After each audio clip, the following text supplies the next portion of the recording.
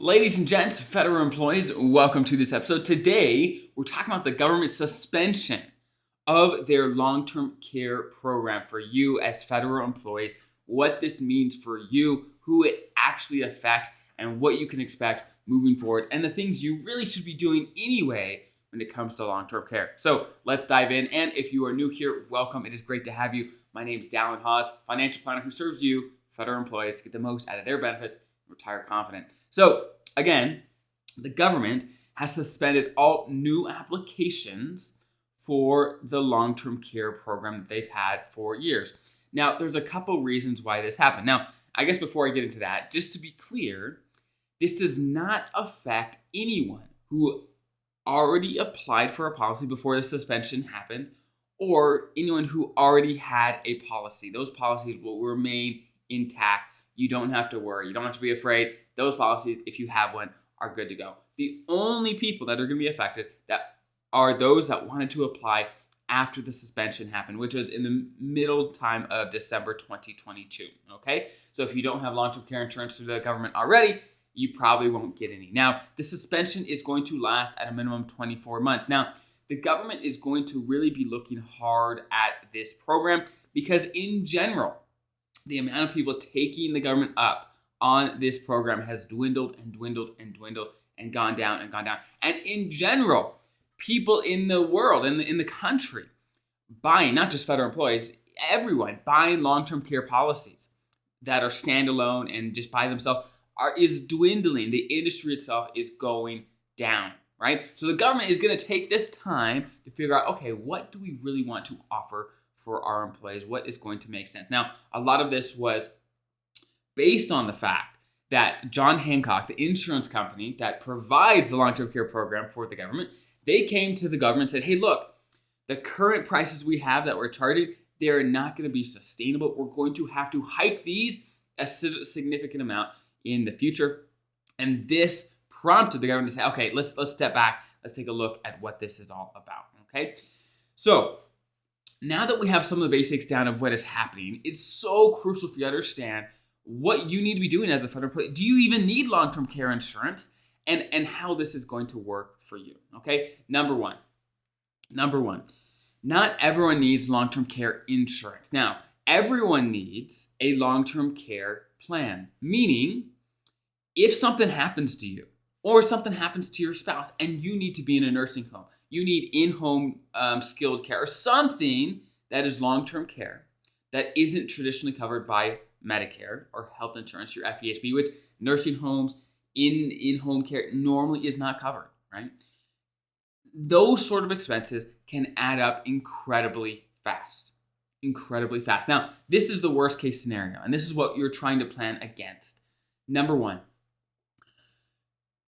you or your spouse has an issue. You have to be in a nursing home, and it consumes the vast majority of your resources, meaning maybe you drain your TSP, maybe you drain your savings, maybe you drain something, leaving the other spouse with very, very little. That is worst case. And that is the sort of thing when we talk about long-term care that we're trying to avoid, okay? And even if you're single, do you want any money to go anywhere else after you? And do you have the resources to pay for that sort of thing, to pay for long-term care needs if it came up? That's the conversation we're trying to have, right? Now, again, I said not everyone needs long-term care insurance, but everyone needs a plan. And this is what I mean by that. If the need arose, how are you going to fund it? A long-term care insurance policy is one way to do that. One way to do it. Now, that option can be expensive. And what if you don't end up needing the policy? Not everyone needs long-term care. What if you don't end up using it? Well, all those money for premiums are gone, right? That's the money you spent just in case. That was your just in case money, right? And it's gone. That is completely gone. Now, there's a couple other ways to solve this problem. Some people just have enough assets. They just have enough money, whether it's in their TSP, whether it's wherever, right? They just have enough money in the system that they say, hey, look, if we need a nursing care, we're just going to pay for it out of pocket, right? Out of pocket because we have strong pensions, we've got good income, we've got plenty of savings, we've got backup, we're going to be fine. We're going to be fine. And it sure beats the heck out of paying for an insurance policy, which we don't know if we're going to need or not. right? And if they end up not needing anything, well, hey, they've got extra money they could give to their kids or whatever, right? That's certainly one option.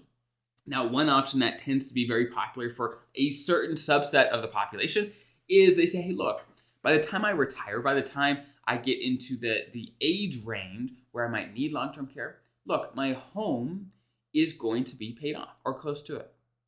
And with home values where there are, most people at that age have a lot of home equity built up in their home. They have got a lot of money tied up in their home. Now, for some people, it is critical and they care so much that their home goes to, let's say, their kids or whatever. And the thought of them, let's say, selling their home to go to a nursing home or to downsize or something like that, to do something to get some of that home equity out to help pay for the nursing, they would never do that, right? But for many people, they say, no, that's a great option. If I ever end up needing that, hey, look, I'll just somehow get equity out of my home, whether it's downsize, whether it's sell it, whether it's move in with my kids, whatever, right? Maybe a reverse mortgage, which I know sounds scary and it's very unpopular to talk about, but they can be very, very useful in some situations, okay? So those are some of the options. First and foremost, if you can come up with a plan for long-term care for you and your spouse, so that you don't need long-term care insurance to cover it, wonderful. That is the best case when you self-insure because you save so much money by self-insuring. Because at the end of the day, an insurance company, right, on average is making money. It's making money. They run the numbers and say, hey, what are the odds of you needing long-term care? Okay, that's the odds. Perfect. We're going to charge enough so we have plenty of money to cover that plus some. We're going to make money. That's how they make money, right? I'm not saying long-term care insurance is always a bad idea. Sometimes it is the best of all the bad options, right? Sometimes that's the case, but not always. So you want to look at your situation and find a plan that you're comfortable with that makes sense for what you want, right? And you just got to have a plan. You've got to have a plan so that you can sleep well at night, that you and your spouse can have a conversation. Look, if this happens, this is what we're going to do. We're going to be okay. And you don't have to live in fear or nervousness like, oh, I sure hope we have enough money one day. You want to be sure. You want to be sure. And online, you can find resources to estimate average long-term care costs, average nursing home costs. There's tons of great websites that do that for you so that can give you an idea for how much money might need to be in certain buckets. And you could also look up average times people spend in nursing homes or need skilled care, whatever it is. You could look up those numbers as well to make sure you are covered and good to go. So I hope that's helpful. Have an incredible rest of your day. I'll see you guys next time.